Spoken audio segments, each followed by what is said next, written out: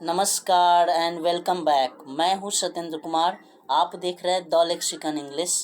आज मैं आप सभी का पुनः स्वागत करता हूं। आज मैं लेकर आया हूं इंग्लिश लैंग्वेज के कुछ महत्वपूर्ण पॉइंट्स।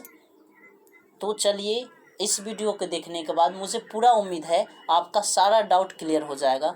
तो चलिए पहले बात करते हैं सेंटेंस के। जहाँ तक हमने पिछले वीडियो में सेंटेंस के काइंड्स को पढ़ चुका था, अब हम सेंटेंस के पार्ट्स को जानते हैं, भाग को। सेंटेंस में क्या क्या भाग होते हैं। जैसे सेंटेंस या कोई भी जैसे इंग्लिश लैंग्वेज की बात कर ले तो मुख्यतः 3 वर्ड होते हैं, 3 शब्द होते हैं, 3 पॉइंट होते हैं। जो कि एक होता है आपका, पहला होता है सब्जेक्ट, दूसरा होता है वर्ब और तीसरा होता है आपका ऑब्जेक्ट या कॉम्प्लीमेंट भी होते हैं। लेकिन मुख्यतः 3 प्रकार के ही होते हैं, सब्जेक्ट होते हैं, वर्ब होते हैं और ऑब्जेक्ट होते हैं। तो चलिए इस तीनों पॉइंट को आज हम एक एक करके जानते हैं। तो चलिए आज का सेशन स्टार्ट करते हैं। सब्जेक्ट अर्थात आप जानते भी, सब्जेक्ट कर्ता धर्ता, यानी सब्जेक्ट क्या है, कर्ता धर्ता। ऐसा शब्द या शब्दों का समूह, ऐसा शब्द या शब्दों का समूह जो किसी वाक्य में काम करता हो। पहली बात, ऐसा शब्द होगा या शब्दों का समूह होगा जो किसी वाक्य में क्या करता हो, काम करता हो, या जिसके बारे में मुख्य रूप से चर्चा हो रही हो, उसे क्या कहेंगे, सब्जेक्ट कहते हैं। जैसे एग्जाम्पल्स है, राम ने रावण को मारा। तो इस सेंटेंस में काम तो हो रहा है, लेकिन काम करने वाला कौन है, राम है। अर्थात राम आपका क्या है, सब्जेक्ट है। तो नेक्स्ट सेंटेंस लेते हैं, राजू स्कूल जाता है। राजू स्कूल जाता है, अर्थात जाना तो क्रिया है, लेकिन कौन जाता है, राजू जाता है। काम को करने वाला ही क्या होता है, सब्जेक्ट। अर्थात आपका सब्जेक्ट कौन हो जाएगा, राजू। नेक्स्ट सेंटेंस को लेते हैं, किशन एक किसान है। किशन एक किसान है। तो इस सेंटेंस में हालांकि काम तो नहीं हो रहा है, लेकिन इस सेंटेंस में गौर से देखिए, किशन के बारे में बताया जा रहा है कि किशन क्या है, एक किसान है। अर्थात आपका सब्जेक्ट क्या हो गया, किशन हो गया। तो चलिए नेक्स्ट देखते हैं। अब वर्ब के बारे में जानते हैं। ये था सब्जेक्ट के बारे में। वर्ब आप जानते भी, क्रिया कैसा होगा, देखते हैं परिभाषा को देखते हैं। एक ऐसा शब्द जिससे कुछ करने, होने तथा कुछ बनने का बोध हो। अर्थात कहने का मतलब, किसी भी वाक्य में ऐसा शब्द होगा जिससे या तो काम का बोध होगा, या तो कुछ होने का बोध होगा, नहीं तो कुछ बनने का बोध होगा। उस शब्द को क्या कहेंगे, वर्ब कहेंगे। जैसे सेंटेंस को क्लियर करते हैं। जैसे आई गो टू स्कूल, मैं स्कूल जाता हूँ। तो जाना तो क्रिया है, अर्थात गो आपका वर्ब है। इस वाक्य में क्या हो रहे, काम हो रहे हैं। तो काम होना या करने या कुछ होने बनने का बोध हो, उसे वर्ब कहते हैं। तो गो क्या है, आपका एक प्रकार का काम का बोध करा रहा है, तो आपका ये वर्ब है।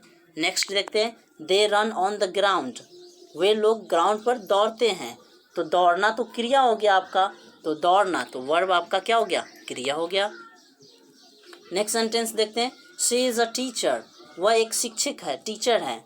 तो कहने का मतलब, यहाँ पर तो सेंटेंस में क्रिया तो हो नहीं रहा है, किसी के बारे में बताया जा रहा है से वो टीचर है। तो यहाँ पर तो कुछ होने का तो बोध हो रहा है ना, तो आपका वर्ब क्या हो जाएगा, इज हो जाएगा।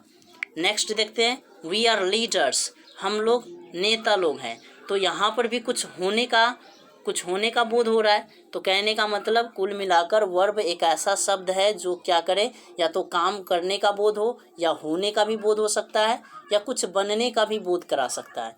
तो चलिए, हालांकि जैसे हम लोग एक शॉर्ट में आप लोग जानते हैं, जैसे जिस हिंदी वाक्य का शब्द का अंत ना से हो, उसे क्रिया के अंतर्गत रखा जाता है, लेकिन उससे काम का बोध होना चाहिए। जैसे खाना पीना, पढ़ना लिखना, चलना, ऐसे करके।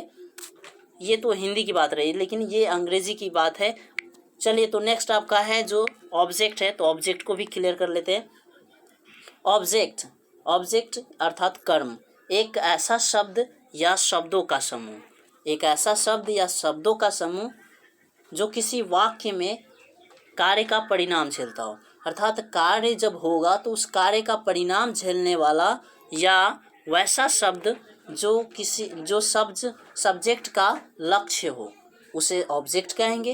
अर्थात किसी भी वाक्य में वैसा शब्द या शब्दों का समूह होगा जो कार्य का परिणाम झेलेगा, अथवा वो सब्जेक्ट का लक्ष्य ही होगा, उसे क्या कहेंगे, ऑब्जेक्ट कहेंगे। जैसे सेंटेंस लेते हैं, सीता स्पीक्स इंग्लिश, तो सीता तो काम करने वाली है, इसमें बोलने का काम करती है, तो सब्जेक्ट स्पीक्स बोलना, ये काम का बोध हो रहा है। अच्छा, ये सीता बोलती है, लेकिन क्या बोलती है, तो ऑब्जेक्ट बोलती है, सॉरी इंग्लिश बोलती है, तो आपका क्या हो गया, ऑब्जेक्ट इंग्लिश हो गया। अर्थात सब्जेक्ट का लक्ष्य, सीता का लक्ष्य है इंग्लिश को बोलना, बोलना क्रिया है, लेकिन इंग्लिश क्या है, ऑब्जेक्ट हो गया।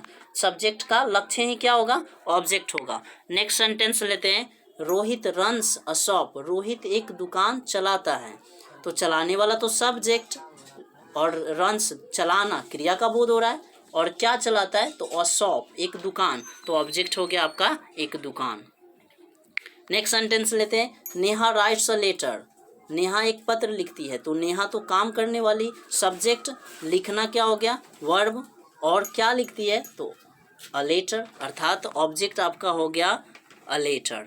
तो दोस्तों आज तक यहीं तक के लिए, और आपको मेरा वीडियो कैसा लग रहा है अपने कमेंट ज़रूर करें, और अगर वीडियो अच्छा लग रहा है तो दोस्तों के साथ शेयर करें, और हमारे चैनल पर नए हैं तो सब्सक्राइब भी कर लें। Thank you very much.